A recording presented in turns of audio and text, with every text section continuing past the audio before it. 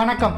இன்னைக்கு நம்ம பார்க்க போகிற ரெசிபி கலக்கலான மொத்த சாதம் பார்க்க போகிறோம். மொத்த சாதம் செய்ய தேவையான பொருட்கள் நான் இன்னைக்கு நல்லா ஒரு 250 300 கிராம் போல் அரிசி கழுவி ஊற வச்சு வடித்து எடுத்து வச்சுருக்கேன். அதுக்கு பார்த்திங்கன்னா ஒரு 8 முட்டை போல் எடுத்திருக்கேன். காரத்திற்கு ஏற்ப பச்சை மிளகாயை கட் பண்ணி எடுத்து வச்சுருக்கேன். பெப்பர் பவுடர் நல்லா 1/2 டேபிள் ஸ்பூன் அளவு எடுத்திருக்கேன். நறுக்கிய தக்காளி பழம் 2 எடுத்திருக்கேன். நறுக்கிய வெங்காயம் 3 சைஸ் பெரிய வெங்காயம் நறுக்கி எடுத்து வச்சுருக்கேன். தனி மிளகாய் தூள் 1/2 டேபிள் ஸ்பூன் அளவு எடுத்திருக்கேன். தாளிப்பதற்கு பட்டை, கிராம்பு, பிரிஞ்சி இலை, ஏலக்காய் எடுத்திருக்கேன். இஞ்சி பூண்டு விழுது நல்லா நம்ம 1/2 டேபிள் ஸ்பூன் அளவு ஆட் பண்ணிக்கலாம். கருவேப்பிலை, கொத்தமல்லி தேவைக்கேற்ப, உப்பு தேவைக்கேற்ப, எண்ணெய் தேவைக்கேற்ப. வாங்க நம்ம இப்போ இந்த முட்டை சாதம் எப்படி செய்யலாங்கிறத பார்க்கலாம். ஒரு அகலமான பாத்திரம் எடுத்திருக்கேன். அதில் நம்மளுக்கு தேவையான அளவு எண்ணெய் சேர்த்துருக்கேன். எண்ணெய் சூடு ஏறிடுச்சு. இப்போ நம்ம தாளிக்கு எடுத்து வச்சுட்டு இருந்த பிரிஞ்சி இலையை ஆட் பண்ணிடலாம். அது கூடவே பட்டை, கிராம்பு, ஏலக்காய் ஆட் பண்ணிக்கலாம். ஸோ நல்லா அது பொரிய ஆரம்பிச்சிச்சு. இது கூடவே நம்ம காரத்துக்காக எடுத்து வச்ச பச்சை மிளகாய்களையும் நம்ம ஆட் பண்ணிக்கலாம். ஜஸ்ட் ஒன்ஸ் நம்ம சாத்திய பண்ணிக்கலாம்.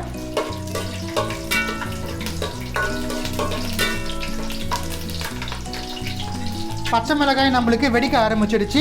இந்த ஸ்டேஜில் நம்ம கட் பண்ணி எடுத்து வச்சிருக்கிற வெங்காயத்தை ஆட் பண்ணிக்கலாம். வெங்காயத்தை ஆட் பண்ணிட்டு நல்லா சாத்திய பண்ணிக்கலாம். நம்மளுக்கு வெங்காயம் கொஞ்சம் வதங்கட்டும்.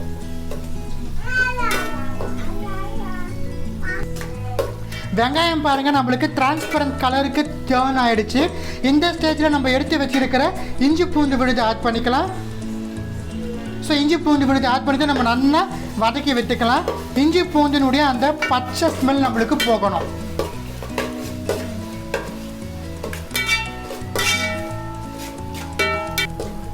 நம்மளுடைய இஞ்சி பூண்டு ஆட் பண்ணிட்டு இருந்தோம்.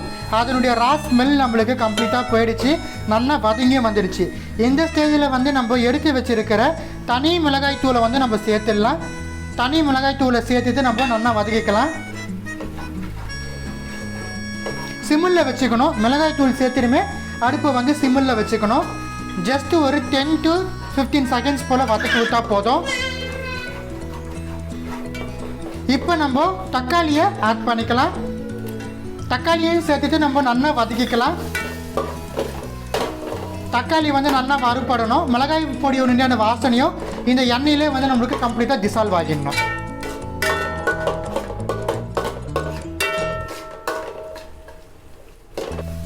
தக்காளி சேர்த்து நல்லா நம்மளுக்கு வதங்கிடுச்சு.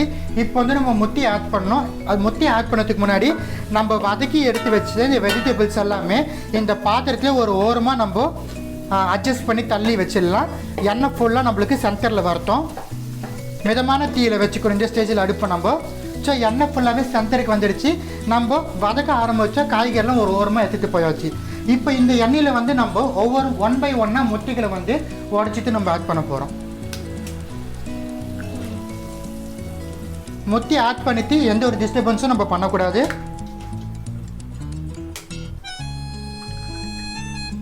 முட்டை உங்களோட விருப்பம் தான். நான் சொன்ன கணக்கிலே முட்டை ஆட் பண்ணுங்கிறது மஸ்ட் கிடையாது. உங்களுக்கு முட்டை அதிகமாக பிடிக்கணும், நீங்கள் முட்டை அதிகமாக சேர்க்கலாம். உங்களுக்கு முட்டை கம்மியாக இருந்தாலும் சாதம் பிடிக்கணும், நீங்கள் முட்டையை கம்மியான ரேஷியோவில் ஆட் பண்ணிக்கலாம். ஸோ முட்டைகள் ஆட் பண்ணியாச்சு. முட்டைக்கு ப்ளஸ் ரைஸுக்கு தேவையான சால்ட் நம்ம ஆட் பண்ணலாம். ஃபஸ்ட்டு நான் முட்டைக்கு தேவையான சால்ட் மட்டும் ஆட் பண்ணுறேன். ஃபைனலாக நம்ம ரைஸுக்கு தேவையான சால்ட் ஆட் பண்ணிக்கலாம். இது கூடவே நம்ம எடுத்து வச்சுருந்த பெப்பர் ஆட் பண்ணிக்கலாம்.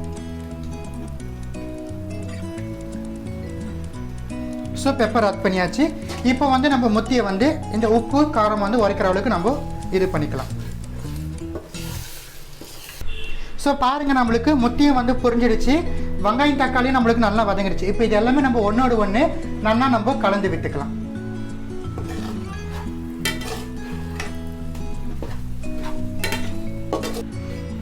ஸோ நம்மளுடைய மசால் நல்லா தயாராகிடுச்சு. இப்போ இதில் நம்ம எடுத்து வச்சிருக்கிற ரைஸை கொஞ்சம் கொஞ்சமாக சேர்த்து நம்ம கலரி விடலாம். அட் டைமில் சேர்க்கக்கூடாது, கொஞ்சம் கொஞ்சம் சாதமாக சேர்க்கணும்.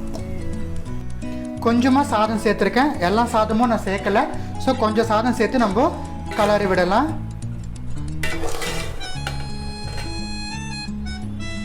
ஸோ பாருங்கள், கொஞ்சம் கொஞ்சமாக சாதம் கொட்டி ஒட்டுமொத்த சாப்பாடும் கொட்டிட்டு நான் நல்லா கிண்டி விட்டுட்டேன்.